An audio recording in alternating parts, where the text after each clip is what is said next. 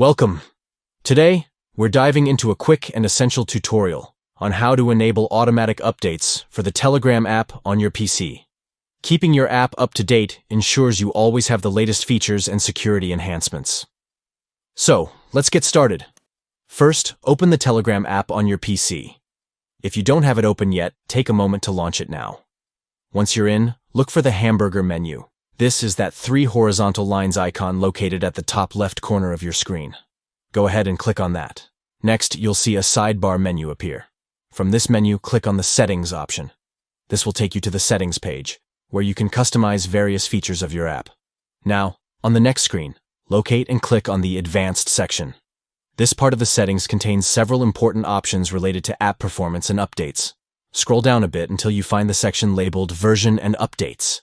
This is where you can manage your update preferences for Telegram.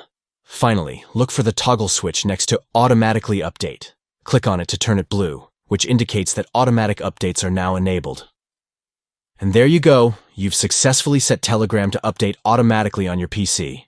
This simple setting can save you time and ensure you're always on the latest version of the app. Thanks for watching, and stay tuned for more helpful tips.